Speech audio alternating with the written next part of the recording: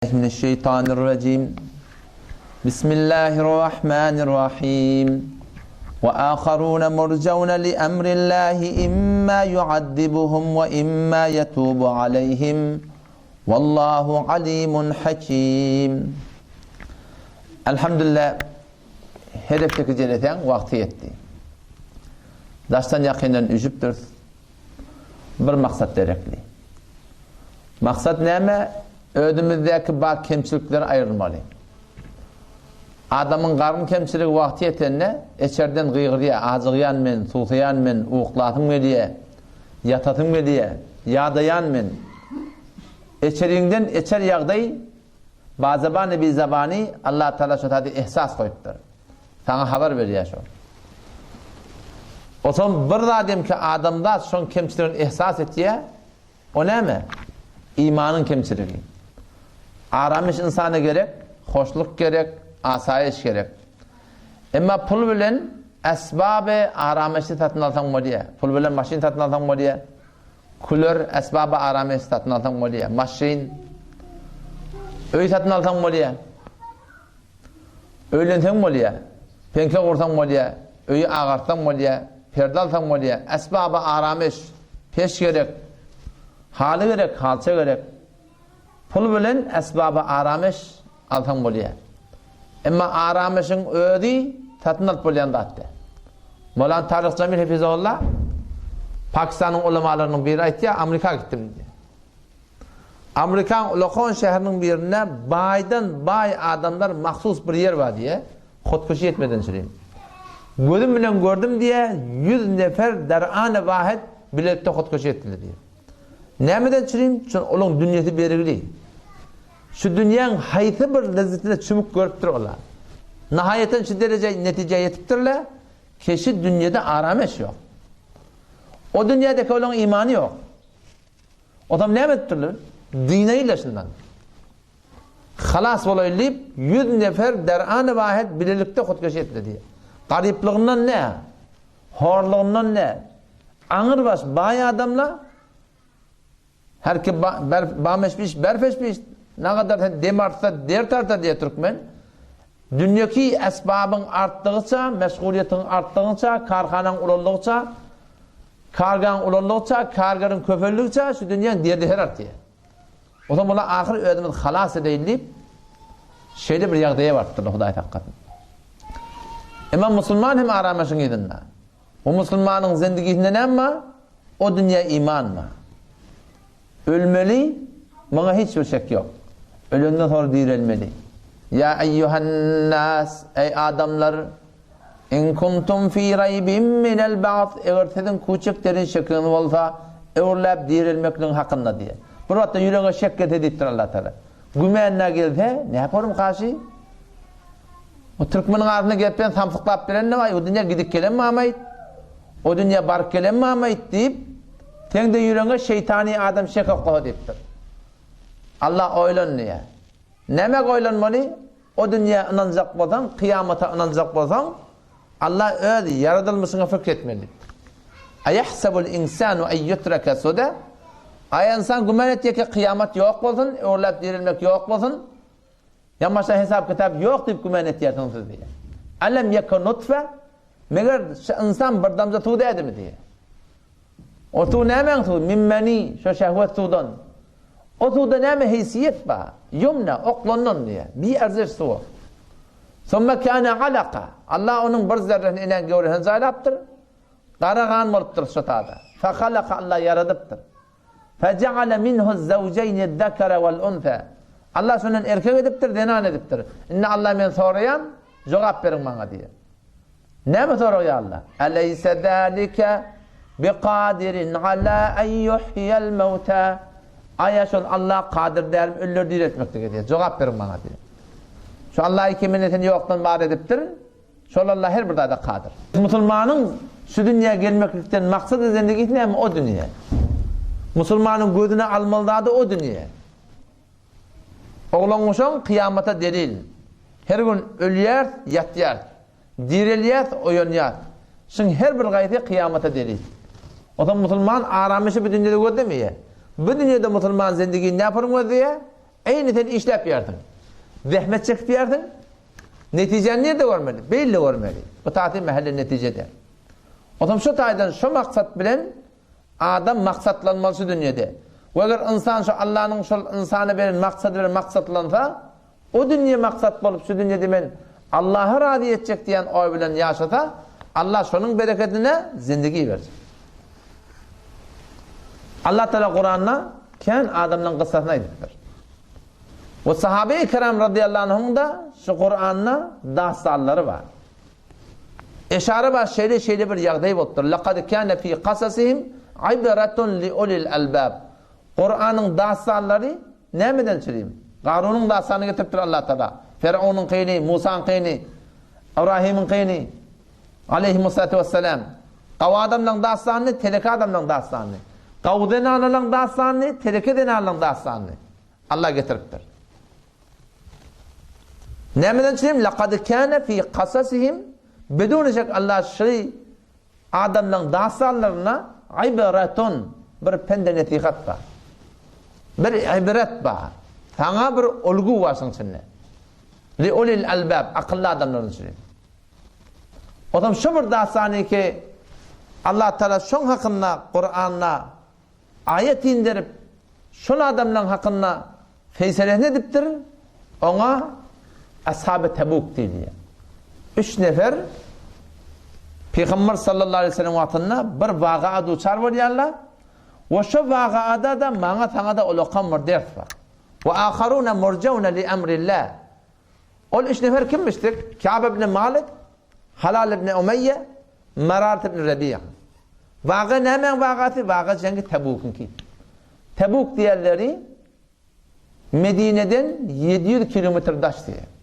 Men dedim gidip göremek Medine. Allah hem cemiyeti vetin Mekke Medine'ni. Yönü hacılardan eşittim. Medine'nin vurudiyetine Tebuk 700 kilometre yadır. Yani takriben 2 tane Tehran yalan. Rum'un keşverinin tarafından Rum'un padişahı kastediptir.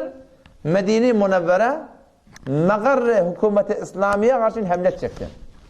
Peygamber Aleyhisselatü Vesselam'dan bundan haberi oluyor. O zaman bir nefir, ilan-ı umumiyet ya. Kulle ehli Medine ve tamam daş devletler Müslümanlara ki gelin Rum'a karşı uğraşmaya gitmek. Ondan evvel Peygamber Aleyhisselam taktik cengiz şeyle dedi. Peygamber Aleyhisselam bir akıllısı, alimlen alimi, bilimlen bilimlisi, edeplilen edeplisi, hikmetlilen hikmetlisi oldu. Peygamberimiz taktik cengiz şifarında ileri gidecek olsa diye hamana ferezen hemletmeyene. Leşkerkeşi etmedi ileri taraf bir form keplerdi diye sahabeler şifarım oylanır da gayrak gidecek o Peygamber. Yukarı gidecek olsa Peygamber sen bir form keplerdi diye yalan alanaka. Yani bir form kepleye sahabeler anlanak nereye gideceğini Peygamber aşağı gidecek kadirdi diye. Ama şu cenk olanla şun cenk bir keşfer bilen uğraşmalı. Ve bana ağzıga adam da gerek ki köpten köp adam gerek. Peygamber Aleyhisselatü Vesselam saf sade elam etti diye. Keneme biz Rumi'de bile uğraşmalı edeceğiz. Amade olun. O zaman Peygamber Aleyhisselatü Vesselam'dan şu taada 3 taraf kömek takaza ediptir Peygamberimiz sahabalardan. Her kim ne methib olsa, ne miqdar olsa, nece getirip bize getirdin deyip. Ki biz Rumi'de bile uğraşmalı edeceğiz. Hazreti Sıddık radıyallahu anhu öyne var ya. Ne tapsa öyde bar yok zadını yığınaptır diye. Hatta şu divarlarda termelep iğne temen olsa olur da alıptır diye. O taraftan Faruk Azam radıyallahu anhu oturup öyde fikir ettir. Şu an ben neyse malum var? Ferezen neden 50 milyon mal varmıştı. Doğru ortasından 25 milyonu bölüp Hazreti Ömer radıyallahu anh öyle otaydan ölsünden kepler geliyor. Ay şuna bolsa meğer de bolsa men şun Sıddık'tan eve geçer men şunu. Allah'ın yolunu harc etmekliktir. Sonra Sıddık radıyallahu anh anıdan bağır yoklardan alıp geliptir. Faruk Azam da yardım alıp geliptir. Geliyorlar birlikte Peygamber Aleyhisselam yanına. Hava Sıddık ne mi getirdin? Onu ya Resulullah bağır yokunu getirdim dedi. Öyle ne mi koydun dedi yani. Onu öyle Allah bilen Peygamber koydum. Yani meneden işime olur hem razı. Yani eğer hanavada Sıddık'ın hanavadası olsa şoförüm harc etmeklikte de icada var. Ama o bir khas adamın hakkında. O her bir hanavadan hakkında da. Faruk Azam sen ne getirdin? Onu ya Resulullah men yardım getirdim dedi. Faruk Azam radıyallahu anh Hazreti Ömer Faruk aytya men şovun yaqin ettim ki men Siddiq'ten hiç vaqt o'g'chilik dedi. Ondan sonra Hazreti Osman radıyallahu anh şol leşker köp bir cemaat bitir adam kan diye gelip at yadırlamışık men cihada gidecek kim qalsa qalamadı kim gitti gidamadı diye. Hazreti Osman radıyallahu anh şol uluqon leşkerin neçe ming nefer leşkerin 3'ten 1'ini Allah'ın yolunda diye mücahede ettiler leşkerin. Düyütünü, rüşmetini hemme adam beriptir diye.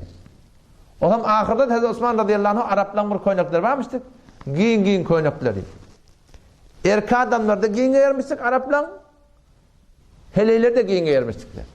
Giyin giymeklik erkeğe de gerekli, denana da gerekli. Erkek adama da dar giymeklik haram, denana da dar giymeklik haram. Öyle öyün için ha. Öyle öyün için ne de sen çargıdan çıkarsan, taçın köketsen, Peygamberimiz ne ayettir? Şol adamın yanında ferişteye rahmet gelmedi. Öyle öyün için ne de İslami puşeş veren olmalı. O ne mi diyeyim? Çünkü sen şu oğlan kuşan senden ne öğreniyor? Hem saya geliyor, doğan kardeşin geliyor, meniten her gaybimil İslam'ın namayandası. Bayet merdim menitenden görüp İslam'ı öğrenmeli. Dar giymeklik erkek adama da haram. Lizirval giyyerdin, giyin olsun. İrat yok. Ama tım tıkıl, berden gözlemeyeni otunyardın, erkeğe de haram, denana da haram. Ama Hazreti Osman radıyallahu anh giyin koynuğa iki yengini doldurdu diye. Pullon, sikkelerden. O piyasan gelip diye çermeğine koyuptur şeyle. Ama şey kutsudan ındardı diye ya Resulullah ben kömeğim şey. Leşkerin 3'ten 1'ine beriptir, mücahede ediptir. Var yok iki yengini doldurup da getirip de pulu diye Peygamber Selam'ın çermeğine koydu diye. Piyasan şeyle böyle şeyler aranıp diye Osman sünden meylek her neyse günah ettin sonra ayıbı yok dedi. Neyse günah edatın. O günah edatın değil mi? Günah edecek adam diye yöne şeyle bir dereceye barıptır Osman radıyallahu anh Allah'ın yanına ki şöyle günah edeni bilen de şöyle adama hiçbir yere gelecek dedi. O zaman leşker inni uluqon bir leşker uğrayacak bolýarlar. Sahabaların köpsi teyyar. Şu tada arada belli adamlar bidun uzur galıptır. Bir Ka'b ibn Malik, Halal ibn Umeyye, Marat ibn Rabi' şu 3 adam cihattan galıptır. Marat ibn Rabi' radıyallahu anh ödeyt ya ona bağı varmıştı. Bağda duruşuyla meyve dolu. Şimdi bana den fikir et, şu Cengi Tebuk'a gitmeli vaat, haydi bir vaatmıştı. Cengi Tebuk'a gitmeli vaat, doğruca orak vakti. Ne hemen orağı? Hurman orağı.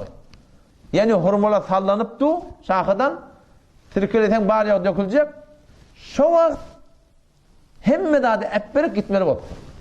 O Peygamberimiz de beydimi yaptır ve de her bir hanvadadan hurman yığınamanı bir kişi nefer kalsın, kalanlar gidersin. Böyle de. Hemme cengi gitmelidir. O ne mi değil? Çünkü imanın imtihanı var. Bizler bir mesele Farsi var ya, ne mi diye?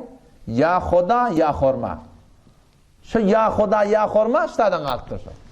Sahabeler iktidarın arasında kalıptırlar. Şunkun ya hurman tutmalı, ya Khuda'yı tutmalı. Allah'ın razı edecek badan hurmanı ebber gitmeli. Yok, hurman yapışıp da hurmamı yığacak diye kalsam ne mi olacak? Allah narazı olacak. Ya Khuda, ya Khorma sahabalar ne mi tutturlar? Khuda'nı tutturlar. Allah'ın tutturlar, Allah da hurmanını veriyen şol, hurmanı yaratayan hem şol, döretyen hem şol.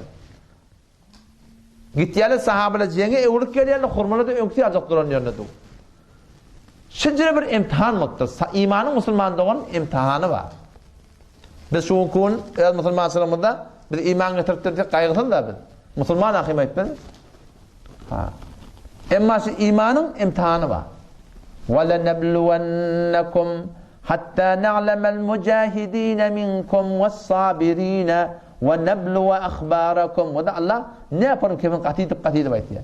وَلَنَبْلُوَنَّكُمْ Hetmin bizi azmayiş edecek. Hatta na'lemel mücahidine minkum ta ki sizden cihad etyenleri, zahmet çekenleri biz yüze çıkaracak diye. Ve sabirine kim sabret diye. Onu biz belli edecek diye. Ve neblu ve akhbarakum sizin halatlarını Allah'ın imtihan edecek diye. Müslümanın gözünde şu olmalı ki ben her vakti imtihanla. Alif lam mim. Ahasiben nas aya adamlar şuparım gümen etdiler mi diye. Ay yutraku ke terk edildiler. Öz haline koyuldular haçan. Ay yaqulu amennâ ki biz iman getirdik deyip ayttılar. Ve hum la yuftanun. İmtihan edilmeli diye. Böyle dedi Allah Teala. İman getirdin deyip iddia ettin mi? Şunun de imtihan mı? La ikraha fid din. Dinle mecbursuluk yok. Yani dini kabul edecek mi sen? İslam Müslüman olacak mı ya olacak ya mı? Hiç kim mecbur edip Müslüman edilmektir. Ama Müslüman bulundan sonra mecbursuluk var. İmtihan masın edilmez. وَلَقَدْ فَتَنَّ الَّذ۪ينَ مِنْ قَبْلِهِمْ bidûne şek evvel onlardan geçenler biz imtihan ettik diye Allah. Neyden şimdi imtihan? فَلَيَعْلَمَنَّ اللّٰهُ الَّذ۪ينَ صَدَقُوا ta doğrusuları bir yüze çıkaracak. Kim doğrusu? وَلَيَعْلَمَنَّ الْكَاذِبِينَ kim yalancı? Kimse boksun başında hem yok Jackie Chan biliyor musun? Boksör hem yok. Boroslu oluyor Jackie Chan kimse boksun başında. Meydana çıkan da belli etmeli. Oturan yerde iddiayı iman ama otada gözün namehremden oklamalı, gıybetten taklamalı, töhmetten taklamalı, terk-i meclisten taklamalı, Allah'ın razı edecek ol ket çekmeli, barmak çomoldurmalı, engoş nema olmalı. Oturan iddiayı iman ama imanın imtihanı var Müslüman'da var. Sahabalar şunu düşünüptürler, şu taydan olar imtihan pes veriptirler. Marat-ı Rabi radıyallahu anhu bir bağı var, hurmada pişirili. Bu da öyle Bedri, evvel Cengi Bedir'de şirket eden adam. Peygamberimiz Cengi Bedrileri eylem ettir. "İ'melû mâ şi'tum kad gafarallahu lekum." Ne etseniz ediverin, Allah sizi bağışlattı deyiptir onlara. Bu sahabe öyle yandan öyle oynanıyor. Hop men hurmam pişirilce du. Bağın alam mivah dökütü dökülamalı. Allah'ı bergi üstüne. O hem içindeki ben Peygamber sana dedik gelip ben cihada. Şöyle kalanım ben neyim olacak dedi. Bu şey de kalıptır. Marat-ı Rabi' yan sahaba. Halal ibn Umayya bu da Zenan oğlan uşağı doğan kardeşi familinin birinin önüne gidiptir. Ne açığın yokmuştuk mu? Şu doğru gidin üstüne Zenan sağda uğurt geliyor. Bu da şu Zenan oğlan uşağı kıyık çiğ olan ay hemişe gidip yan şöyle gitmeyen ben neyim olacak? Bu da şifanın kalıptır. Kâb ibn Malik radıyallahu anh dağısani Sahih Bukhari'de gelir. Köp Sahih hadisi kitaplarda gelir dağısani. O zaman ben vakti ki Peygamber'in uğradı diye cihada karşı. Ve men şovat hemmek istemmetel kavrak malım vardı. Şol miqdari ki menden şovat mal vardı, avval yoktu diye. İki tane diyem vardı, pulum döken, gittim gidivermeli, yöne ay Peygamber'in uğradın malıma teyyar, diyemdeki teyyar, uğrak giderin etti. Uğrak giderin Peygamber'in yola çıktı diye. Erti gidecek bolyan, şu alan gideyin, o yanzaydı, bızağa da deyin, tevfik hasıl olanak diye. Etcek deyip Allah'dan tevfik dilemeden, Allah tevfik vermeden bolmayız. Etcek demek bizden, yani tevfik Allah'dan yani. Allah eğer bir eden için töymese, tevfikini alsa, sonra tevfik olmuyor. Bir kavi iş etmeli bolanla, şu kavi işi iyi de koymalı. İyi de koysun, iyi de koyuyor Allah seni. Hadise geliptir, Peygamber ayet ya, "En tuakhiru yuakhirukum Allah." İyi de okulasanız, iyi de okularsınız diye. Namaz cemaate var mı? İyi de okulamalı da hatta. Hayırlı bir hayır hasenat edecek işin var da. Şunu iyi de okulasan sonra tevfik hasıl olmuyor. Allah Teala hükmünü düşündün mü? Resulullah'ın sünnetini düşündün mü? Ağaçını etmeliler mi? Şuna ondes etmeliler, çalamcak etmeli. Şunu iyiden eğer etmesen ne mi oluyor? İnna Allah yahulu beynel mer'i ve kalbihi. Şun idinden Allah'ın tevfiki var serp ediyor adamı. Kâb ibn Malik radıyallahu anh diye mi gidecek bu diye bolanak diye. Hâli şunu gider. Ahir men şeyde kalım diye. Medine'de men gördüm öyle ya. Bir Allah Teala'nın mezur eden adamları var cihada gitmekten. Neyse alel a'ma harac. Kör adam olsa onun günahı yok kadın. Ve la alel meridi harac. Merid oluptur ol kadın onun uzru var. Ve la alel a'raci harac. Ayak paytık. Doğru yürüyebilen o da mezur ol kadın. Ama Kâb ibn Malik radıyallahu anh diye ben de Medine'de doğru uğradım diye. Belli mezur adamlardan başka tamamen münafıkları gördüm ki diye Medine'de kalıptırlar. 80 nefer daha var.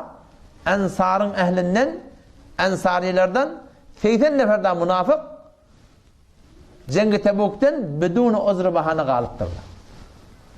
Niren gözleyen şol adamda görünüyor diyor. Münafık diğerleri La ilahe illallah Muhammedun Resulullah deyip ama yürekten Huda bilen de. Yürekten Peygamber bilen der yani. Sonra niye? Eşittim diye. Ki Peygamberimiz var Tebuk'e yetti. O Tebuk'e yetenle Peygamber Aleyhisselam menden soraptır diye. Ki Ka'b görünmeye Ka'b'a ne oldu? O duralım bir dedi ya Resulullah mal mülküm köp. Sonra tekebbür edip çeşip o cihattan kaldı diye. Hazreti Muaz radıyallahu anh onun tarafından çıktı diye beylede etti. Taze ki beni tanıyar Ka'b kavadım dedi. Peygamber keplemedi diye cevap vermedi. Ve de sahaba işte ahlak Resulullah'ını öğreniptir. Bir sahabanın idinden Peygamberin yanına bir keplepti. O bir sahaba ne etti? Çalınca sonra difa etti. Müslümana neyse hakkı var. Salam verse cevabını vermedi. Atkırsa cevabını vermedi. Elhamdülillah diye atkıran adam yerhamukallah demeli. Eşten adam. Yehdikumullah ve yuslih a'malakum demeli. Yamasa atkıran adam. Meri dese ayadatına varmakla. Karnı kavallı olsa kömekleşmeklik. Ölse cenazesine varmakla. Müslümanın hakkı şey. Erti kıyametin üstüne doğru olacak. Bu bir hakkıda ne mi? Şun izinden yamallanılsa şundan difa etmeli. Sen görüyor Müslüman ayarlı onun izinden kulağına dinan olsun, erkek olsun sen bilen ki şu adamda takdiri yok. Bilip de bir cemde üçmelende şun izinden keplenilse Müslümanın hakkı şikayetmeyin şundan difa etmeli. Belediye şu demeli. O zaman sahaba ondan difa etmedi. Muaz radıyallahu anh. Taze kimde tanıyar? Ka'b kavadım dedi. Peygamber sen keplemedi diye. Ka'b inni Rabi rivayet etti. Peygamber gitti diye Tebuk'e. Cengde bolmancak uğruk geliyorlar. Bitir bir kıyın vaktmişti. Sahabalardan Allah Teala imtihan alıptır. O zaman onlar şu imtihanı doğru durmakla hakkında çiğ değil kaim durupturlar. O ne mi deyip? Çünkü Allah Teala onları korkutuptur. Onlar Müslümançılık fakat namaz cemaatlerini düşündürtür Allah Teala. Fakat namaz okuyup hacca gidip Mekke'ye varıp Allah olacak değil. Şunu düşünüptürler ona. Nereden düşünüptürler? Ona şu Kur'an'dan düşünüptürler. Ya eyyühellezine amenu ma lekum ey iman getiren adamlar ne moleti dedi Allah Teala. Ne moleti ya Allah bize. İza qîle lekum unfiru fi sabilillah vakti ketede aydiliyarlar Allah'ın yoluna çıkın. Gidin cihada gitmedi. Tebliğe gitmedi. Zahmet çekmedi İslam'a. Kelası Kur'an'a. Haydi bir muradi ki İslam'a gerek yoktu. İza qîle lekum unfiru fi sabilillah vakti ketede aydiliyar Allah'ın yoluna çıkın. İttaqaltum ilal ardı yere ağırlanıyordunuz. Yani dünya yapışıyordunuz. Aradıytum bil hayati dünya minel ahire. Aya şu dünya radi olunuz mu? Ahiretin kıbalına. Ahiret necre ulukan. Dünya ne kadar ağır. Fema meta'ul hayati dünya fil ahireti illa qalil. Dünya ahiretin yanına ağırcık deyiptir Peygamber. Allah ihtiyar. Ağırcık da. Hadise geliyor Peygamber'e antisfettir. Vallahi med dünya fil ahire. Allah bilen kasam dünya bilen ahiretin mesalı necre deyiptir. Onunla dünya bilen ahiretin mesalı Peygamber'e aydıptır. Eyle bir ulukan şallaklap durun derya olur. Sen benden Rabbasa varıp durdun. Şabahar'a varıp durdun. Ulukan moş. Anırtıp artık görünmeyecekten derya var. Peygamber'in kasam ispat diye dünya bilen ahiretin mesalı aynı şüpharım keten sol duran deryaga barman sündürürsün diye. Felyandur ahadukum bima tercih. Göde ne kadar öl bilen öğürlü. Şu deryadan ne kadar adam diye. Dünya bilen ahiretin mesalı aynı şüpharım diye. Bir mesal düşünmeden çizeyim. Teşvih hesabet bir oğlancık var, enen gövresinle. 9 ay doğulup, indi dünya gelecek oldu. Bir detkiye becerip bolayamazdı. Şöyle kepleş bolayamazdı. Ve de sen, inerken bir dünya gelecek. Şicri ulukan. Ne kadar ulukan diyeyim sana? 1 milyar, 2 milyar, 100 milyar. Ne mi diyeyim sana? Çündürüp bolar mı sana? Dünya bilen ahiretin mesalı Müslüman'da onun şicri. Şu kadar o dünya bir nihayet burada. Dünya onun yanına hissetti. Sahabalar Allah Teala korkutup onu. İlla tenfiru. Eğer siz Allah'ın yoluna çıkmasanız, zahmet çekmeseniz dine, yuaddibukum adaben elime. Allah Teala azabı dertine akbarar diyor. Ve yestebdil kavmen gayrakum. Bir etmedek kime der mi kayıp işi oturma. Sen etmeden başı edecekken. Allah başka bir kavme getirer dedi. O da Müslüman da on sahaba da şunu düşünüptürler ki din fakat namaz değil. Din fakat namaz cemaat değil. Din fakat hicab değil. Din fakat mehrem namehrem değil. Din fakat halal haram değil. Dinin ulakam bir şobat ne mi? Dini ötmekliğine, dindarın köfelmekliğine dehmet çekmek. O da bizim her gayetimin vazifemiz. Ödün kavulsun yalak, kavulluğa aitmeli. Vazife-i şer'i ödümüz şuna dehmet çekmeli. Kulak atan kulak atar, kulak atmadı kulak atmar.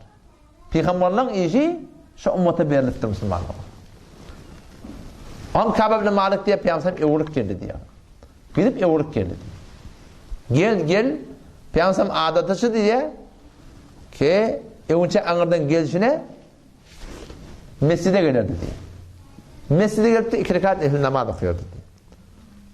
Ondan sonra öğle öğlerine varmaya Peygamber evunca öğle gıydırın oyuna varardı diye. Ondan sonra öğle oyuna varardı diye. Peygamber tertibinde şey. Seferden gelende erkek adam motan o mescide varmalı.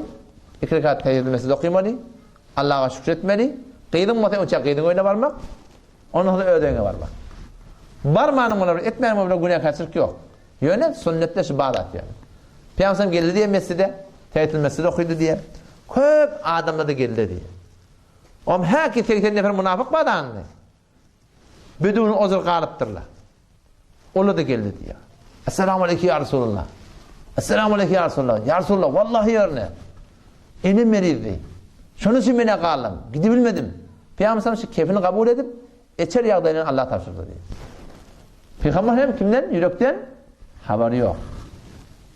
Lafından belli ki galıptır, münafıkın amalını etti. Ama içer yağdaydan Peygamber'in haberi yok. Vallahi yerine ya Resulullah oğlum veriydi oldu. Vallahi yerine falan mı? Vallahi deyip Peygamber Aleyhisselam yalandan ant edip yalandan Peygamber razı etti yerler. Peygamber nasıl dilinden ayttiğine kemine inanıp içer yağdaylarını Allah'a tavsırdı diye. Bunlar kim? Bunlar münafıklarmış. İzâ câekel münâfikûn قالوا نشهد إنك لرسول الله والله يعلم إنك لرسوله والله يشهد إن المنافقين لكاذبون. Münafıklar. Kur'an'da sure var, münafıkun. Adam katı korkmalı, münafık bol kesmeklikten. Münafıkta alamat var. İzâ câekel münâfikûne her vakti ki münafıklar gelirler Resulü Kur'an'ın yanına. Kalu aytiyalar münafıklar neşhedü inneke le Resulullah. Biz şahitçilik veriyoruz. Vallahi yerine sen Allah'ın peygamberi. Vallahu ya'lemu inneke le Resulü. Allah da beyakin biliyor ki sen peygamberliğini. Yani Allah başka bir yerde şahitçilik verdi. O ne mi? Vallahu yeşhedü innel münafikin lekâzibun. Allah da bana şahitçilik veriyor ki münafıklar yana Allah diyor. Yani la ilahe illallah Muhammed Resulullah deyip Allah'ın Allah olacak yani. Şolar hem deyiptirler, aydıptırlar. Ama sadıganı Allah'ın yolunda durmaptırlar. O zaman şu taydan önkettiren gururlarına geçti ahi. Ki Faruk-ı Azam radıyallahu anh adamlar Hazreti Huzeyfe'nin çağırıyor. Huzeyfe berik gel. Huzeyfe diğerleri Peygamber Aleyhisselam'ın razları. 300 nefer münafıkın adını sonra aydıptır Peygamberimiz. Falani ol falani münafık. Hazreti Faruk-ı Azam radıyallahu anh şunu çağırıp şundan soruyor. Şu 300 neferin içinden men mı diye. Şolar korkuptırlar, biz münafık olamaydı. Ama bugün bizim Türkmençilerimizde korku yok yürekte. Hiç kim kaygısı yok. Kime münafık olamaydı. O ne mi diyeyim? Çünkü biz Müslümançılıktan doğru agahimiz yok. Biz ödümüzde bir çarçık doğrulaptır, şeytan bolor deyiptir. O da bolana. Bolmayanlık açan belli olacak, erti kıyamette belli olacak. O zaman sonra Peygamber geldi diye. Münafıklar gelip katem içip yalandan Peygamberi zahiren ağlayan yalak. O batının hakikatte Allah'a yalan anlattırlar. Peygamberimiz de içeri yağdayın Allah'a tavsırıp diye bir hissat diyeyim. Ta geldi diye mevnavam etti diye. Kabe ibn Malik. Muhlis sahaba. Bana baktı diye ne dikkalın etti.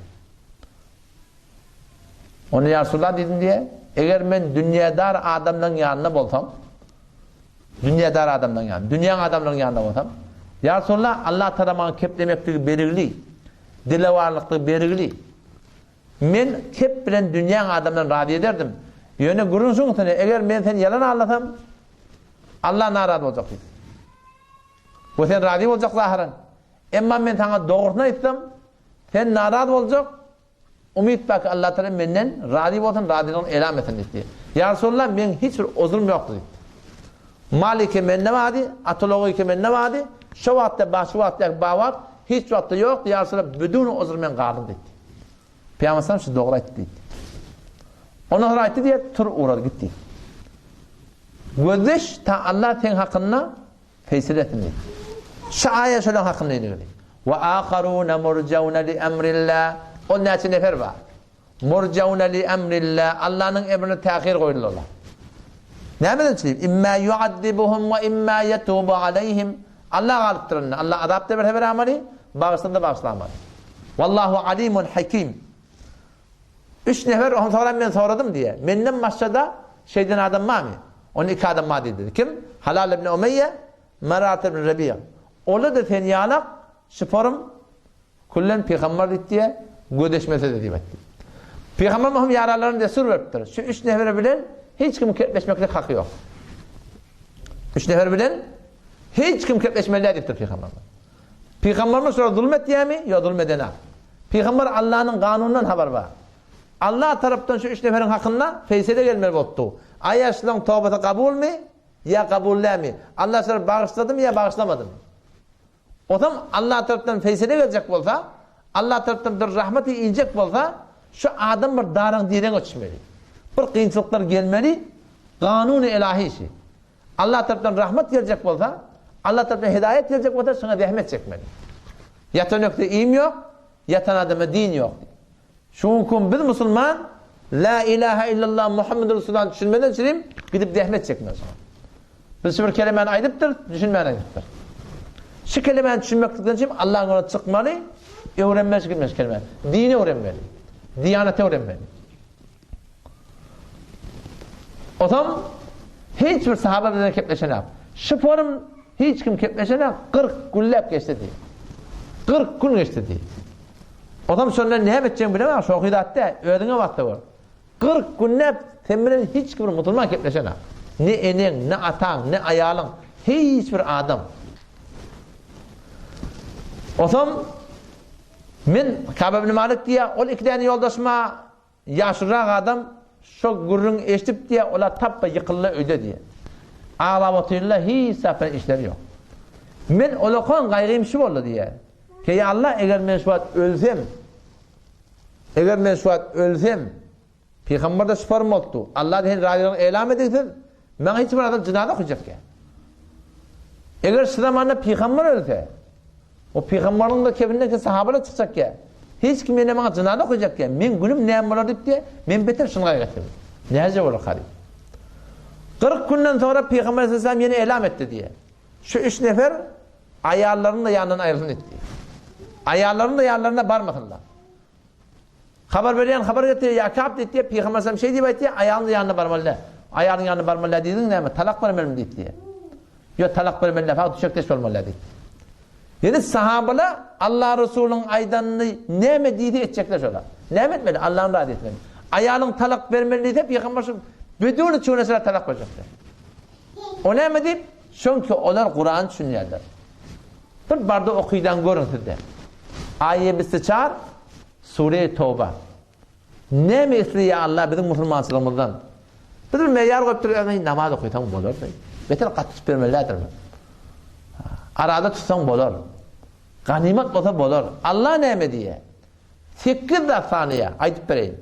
Şeyler 8 zadın birden biri Allah'ın hükmünde uydursa, Allah'ın aydanını terk ettirse, Allah'ın şeriatını defil etse, şunun için ne? İyili var, doğan kardeş de var, ayarlı var, oğlan uşak da var. Allah şöyle adama fasık diye bekliyor. Bir de adamı da bilmeye yar koyuptur. Hayır. Bu olur Müslümançılıkçılar. Şu taydan bir de kaygı yok. Teredini Müslümançılıkta kimden almalı? Kur'an'dan almalı. Ayet 1 Sure-i Tevbe. Ve de ne mi diye?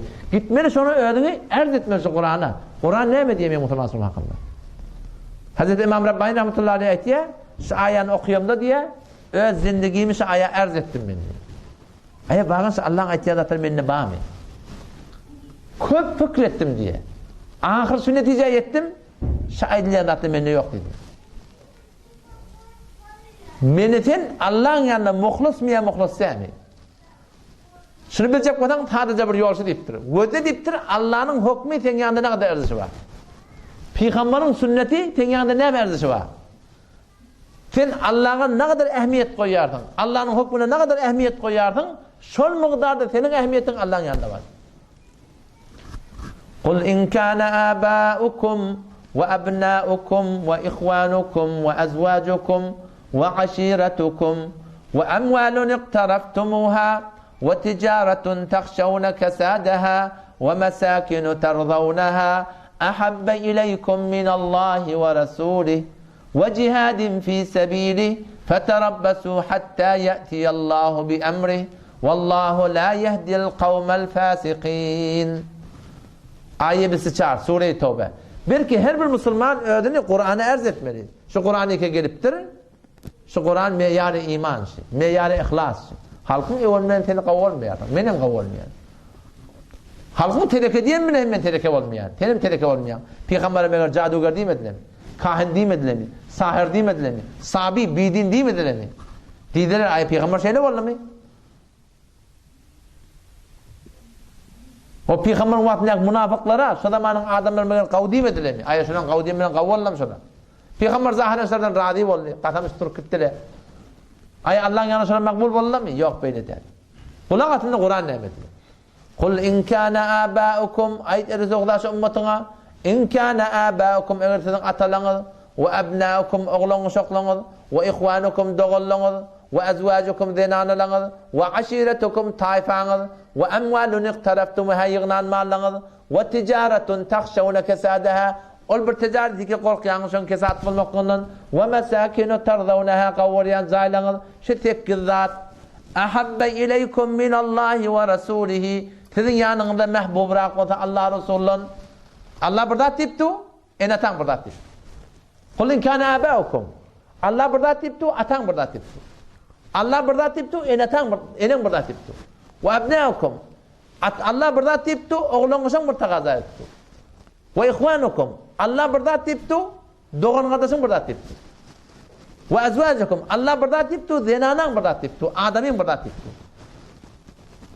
ve aşiretukum Allah burada tiptu doğan kardeşin burada tiptu ve emvalun iqtaraftumuha Allah bir takaza tiptu malına kemçilik gelecek oldu ve ticaretun takhşawna kasada Allah burada tiptu kavuriyan zailandan geçmeli oldu kavuriyan toyundan geçmeli oldu kavuriyan meclisinden geçmeli oldu Allah burada tiptu başlık işte burada tiptu eğer şiran Allah'ın aydıp duran dağıtları yankı aydılayan dağıtları takaza bir taraftan Allah tarafından takaza oldu falan zireb olmalı Peygamber tarafından takaza oldu falan zireb olmalı ahabbe ileykum minallahi ve rasulih yankı aydılan dağıtlar doğan kardeş ene ata ayal oğlun uşak sizin yanında mehbubrak olsa Allah Resulü'nün muhabbetinden yani Allah'ın aydanından Resulullah'ın aydanından ve cihadin fi sebilih Allah'ın yoluna zahmet çekmeklikten şu zatlar alqazak olsa namazdan alqazak olsa dükkan namaz zamandan alqazak olsa dükkan enata aytmaklığı Türkmen aytyan şu arada halka oraya bolu vermelidir halkın üstünden enen de var atağın da var doğan kardeşin de var kavmi kıyışın da var halka oraya bolu vermelidir iyi de oraya bolu vermelidir Allah tehdit etti yaşlar feterabbasu gödeşin onunla diye vakti ketede ümmeti Muhammed'i şehit denir mi? Halkın gevnini görecek olup halkın gevnine degdin mi? İyinin gevnini görecek olup din defeledin mi? Feterabbasu pet gödeşin hatta ye'tiyallahu bi emri ta Allah azabeden gelerdi. Allah min azap verecek bütün. İzinden Allah ne mi diye? Vallahu la yehdil kavmel fasikin. Allah fasık kavmi hidayet etmez diye. Yani Allah'ın Resulü'nün haydi bir hükmünün önünde ona bana tabi olsa Allah ne mi diye? İşte da fasık diye. Dünyanın gün hemen hem sayılarda bir vuruş oldu. Yalan olmasın, neyse olmalı vuruş olanlar. Hop imanın takazahı ne mi? Bir adamı ara alıp kulağıta çoğun ihanet ettiler. Fevdiler, namusuna, ontuna, mıntına. O zaman bu da gidip şikayet verdi. Inne arada gözlep duran adamlar var. Şu davanı gözlep durlar. Şayet bolup İmanlı adamların bir sıfatı وَالَّذ۪ينَ هُمْ بِشَهَادَاتِهِمْ قَائِمُونَ Şayet bolmalı Allah seni görüp durun sabırlar. Şeriat senden sınıf diye sen şayet bolmalı. O zaman şayet şayet bolmalılar. Şayet kimin gönlünde demek var? Şayet bolmalılar. Doğrunun senden kıyın oluyor. Ne edip yan koşuyorsun? Atan senden kıyın oluyor. Ne edip yan koşuyorsun? Sen bunu açtın mı? Ama Allah ne diye? Koymalı sen şayet bolmalı diye. Şayet eğer enen atan doğan kardeşin gönlünü görecek bolup şol Allah'ın hükmünden yarsan Allah ne diye? Fasıksılardan diyor. O zaman da barıp aydıptır. Mekke'ye gidip gelen adam barıp aydıptır. Şol yankı şayet bolmalılar şoňa. Sen ne men adım berýän falan etýän öde, men datga baran, ant içerin, sen tertiň aýdarnypdyr ha. Mekke'de gidip gelen adam. Ant içerin, sen tertiňe meşayet baranlypdyr. Ne bir şey diye? Şu Kur'an'dan bizden haberimiz yok. Musulmançılık kavada namaz okuydan bular. Nihat bilen dikleş. Allah'ın narat bolacak yerine ayak basmalıydın. Allah'ın narat bolacak yerine hiç kim gönlü görmeliydin. La ta'ata li mahluk fi ma'siyatil halik. Peygamberimiz Hazretleri mahlukun diye nedir? Halık'a naferman bolmalı. Her kim olsun. Adem'in tasın kesiye hiç vakti din etmeliler. Kasın Allah'a evet din etmeliler. Zindagin her bir zada barsın bayat Allah doğurdurmalı. 5 yıllık dünya ileride kim dara sukura girmeli. Ebedi bir yaşayış var. Her kim olsun, adamın olsun. Zinanın senden haydi bir takazan et diye. Vakti Allah'ın aytiyana ters, doğanın olsun, kardeşin olsun, enen atan olsun, her kim olsun. Allah'ın aytiyana ters, evet şok cennet belli. Türkmen'e aydıptır ha. Gevun gören cennet görmüyor diptir Türkmen. Şu Türkmen'in aklı nereden çıkarttır? Kur'an'dan çıkarttır da öyle. Doğan kardeşin gevununu görecek bolup, en atan gevununu görecek bolup, ayalın gevununu görecek bolup, adamın gevununu görecek bolup, nefsin gevununu görecek bolup, Allah'a ters. Vallahu la yehdil kavmel fasık. Allah fasık dendi. Yani ben Müslüman aylanıp veren peylati yok. Gayim durma Müslüman'da ol. Anlatacak karşı. Yani ne mi? Şunu boylamakta vururlar. Sahaba şu taydan korkuptırlar. Hemme zattan Allah'dan şimdi kesmeli. Şunu ne mi deyip? O da hitap et. Eğer Allah Teala hükmetmedik bolsa da bize. Şu zatlardan kesmeli deyip. Hüküm de etmektir da. Fakat Allah'ın beriyen nimetlerinin öğri bizi Allah'a aşık etmeli. Tağa şu bir takat getirip verdi. Bergin bolanı gelip bergin verdi. Öýüňi çykarman memnun geldi var, öňe kömek etdi. Ölinçen şoň çakyryn okar bolýardyň. Bir jetin şoňdan yamallatyn. Bir jelede şondan betguý etdin. Derre çıkan şoň öwüne şah bolup, şondan defa edip aňyrtyp berdi o men teori. Men tanıyan onu. Sen şoňa şey diýäňmi? Men gatnaşyp bererim. Şey defa edýärmi? Allah näme nimet berip. Ve ma bikum min ni'me. Ve her bir nimeti ki olsun şu Allah'ın tarafından. İyme, içme, yatma, turma, denan, oğlan kuşak, her bir nimet, her şey de Allah'dan. Ama şu Allah'a insan aşık der. Allah'ın muhabbetine başka adamdan gönlüne değmeyecek oluyor. Resulullah'ın muhabbetine başka bir adamla dipleşmeyecek oluyor. O şey dipte Allah'ın razı edecek oluyor. Müslüman da olmuyor. Kâb ibn Malik radıyallahu anh. 40 gün geçenden sonra Peygamberden haber geliyor. Ayalından cüda olmalı. Cüda olmalı dediğinde talak vermeli. Fakat düşekteş olmalı. O zaman Halal ibn Umeyyan diye anlatı Peygamber'in yanına varıptır. Ya Resulullah deyiptir. Ecade versen ben halalın yanına kala indi. Bula yaşlı adam. Men eğer men saytuğunu o adamdan gödemesem bir helak olacak mı deyiptir. Peygamber ona ecade verdi. Katan kala. Yöne yanına varma deyiptir. Ya Resulullah bu da adamın işi yok deyiptir. Şol sen ayttın az hiç kimse kepleşmeliler. Şondan beri ağlap öň bursunda otur diýdi. Hiç sapan iş ýok. Hazret Kâb ibn Malik diýe, men daş çöwerem diýe, maňa da diýdi, sende barsana, aýalyndan sen ejada alsana. O diýdi diýe. Ola garrady maňa ejada berdi. Maňa näme diýjek boljak ki? Belde Hudaý hakka men başaryk diýdi. Gaty narahat bir günde agamyň bagy var. Katada elip selamym diýe. Şoň bagyň diwarına mindim diýe. O hem Katada radıyallahu anh sahaba, "Selamun aleyke." Ya Katada. Cevap vermedi diýe. Esselamu aleyküm dedin diye. Cevap vermedin. Allah bilen kasam sen bilýän ki men Allah bilen peygamber gawurýan dedin diye. Keplemedi diye. Yine kasam etdim diye. Allah bilen kasam sen bilýän ki Men Allah bilen peygamber kavulyan. Kavulyan dedim diye. Katadan emin etti. Allah bilen peygamber kavulyan. Men bize dedi. Mangaydan esip de öyküden nefterdi. Kan bolup ağladım diye.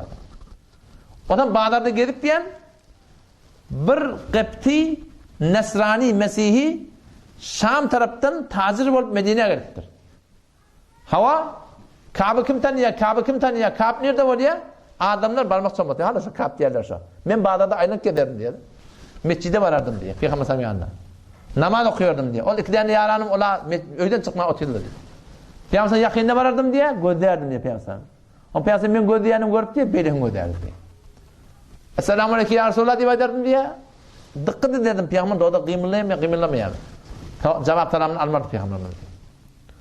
Otam sonra bağlarda gelip diyen yankı Kıpti, Mesihi menizme gelip diye. Onun geldi diye ne mi? Onunla şu nama tenkit etti. Açık ortam bu kimin tarafından? Gatsan bir kafir tayfa Mesihilerden şol kafir tayfanın başlığı nama yarattı. Şöyle bir eşitlik senin başlığın sen zelili har ediptir. Sen horlak etmeye, sen bu hor olmalı adam de. Sen gel bizim yanımıza biz senin bağır yok diye hormat değil. Ben içim çektim diye. O benim imanımda kafirine de kastedildi. Naman okudum bir odun içine. İman yerler şey. Ve de kıyınçılığa çıktır da bir keşferin, bir memleketin, bir devletin başlığı namı veripti. Ki gel biz teyyar tam kömekte sunmanız. Okla gördüm diye odun içine. 50 gün geçti diye şeydi. Bağımın defedin dedim. Sonra niye? Ertine bağımın defedini okudum. Selak diyen bir dağ, şotadan bir ses geldi diye. Ey Kâb, sana boşluk buldun. Dağda ses üğürlep geldi. Bildim ki Allah'ın tarafından bizim hakkımızda ayet iniptir. وَعَلَى الثَّلَاثَةِ الَّذ۪ينَ خُلِّفُوا O 3 neferi. Allah Teala şuraya karşısın rahmet veren üğürlü diye. وَعَلَى الثَّلَاثَةِ الَّذ۪ينَ خُلِّفُوا حَتَّى İza zaqat alayhimul ardu bima rahubat yer şu genlik bilen ular için daralıptır. Ve zaqat alayhim anfusuhum yürek hem daralıqlı. Ve zannu en la melce'a minallahi illa ileyh yaqin ettiler ki Allah'a karşı Allah'tan başka ödünden başka tığınları yeri yok. Ama Allah Teala onlara karşı öz rahmet veren uğurlu diye Allah'ın tövbesini kabul etti diye. Sonra niye secdeye çıktı diye ağladım diye. Namazdan sonra etek iğdanı düşe kanam uğradım diye anıdan biri at çaptırıp geldi diye boşluk tanır etti. Sonra ne çıkarıp diye boşluğa koyunum sana verdim diye. Başka koyunum yoktu giymeyene diye. Başka birinin ağrıyat kar koyununu alıp onu giyip diye mescide vardım diye. Sahabeyle guruh diye gelip diye boşluk vermeyen durdu diye. Ama Peygamber Aleyhisselam anıdan geldi diye. Peygamber Aleyhisselam hoş olanına ayın 14 yıllık yüdüğü avudalanırdı diye. Otam şatadan Abu Talha radıyallahu anh'a gelip diye bana boşluk verdi diye. Gelip diye ben kucak kaçıp diye muanık etti diye. Şongadan yaşadığı hiç ödemin yardımına çıksak geldi. O şoförümüz olan tövbeti kabul ettir Müslümanlığı. Yani o da şu dastanla şu bir hikayet. Yani bir hikayet muallahati'nin hikayeti değil. Şimdi ulukan bir ibretler var. Bana sana bir olgu şey. Çünkü sahabaları Allah Teala bana sana olgu edilmiştir. Fe in amenu bimitli ma amantum. Eğer siz iman ederseniz sahabaların kıyalak diptir. O zaman şu tayda ne mi deydi? Kur'an'ın tercümesini okuyordu. Siret okuyordu. Şu okumaklık ulukan bir devlet. Vaktimiz boş geçirmeydi. Kilasay Kur'an'a varaydı. Kur'an'ın ruhaniyini öğreneydi. Elhamdülillah köpüğünüzde tavatma. Tefsiri Kabuli şiş geldidir. Beter bir münasip tefsir. Bu tefsire nur vardır. Doktor Mustafa Khorram derin ki o da beter kavda. Kur'an'ı okuyordu. Tefekkür edeydi Kur'an'ın üstüne. Mutala edeydi. Vaktimizi bihut geçirmeydi. Öz zindegimizi, kullu biz çarsa zindegimizi Allah bilen Peygamber'in aydını öğretmedi. Her vaktin Allah'ın aydını öğretmedi. Rahmanı benimle olacak olan şeytanın benimle sana at takar. Mınaten yuvaş yarışmıyor Müslümanlığa. Yuvaş aytmaklıkta. Aytmakta yuvaş var, yumuşak var. Ama etmeklikte sen haçan ürkütecek mi der? Haçan şu dünyadan aşamıl verdi. Mün bir adam günü ölüp de bir de nobada duran adam. O zaman şu tayda inşallah öğret hakkımızda hanımadan hakkında dua edelim. Allah temizliğine tevfik verdim. Şu dünyadan asli imanla gitmektik maksat. Şuna da ehmet çekmedi.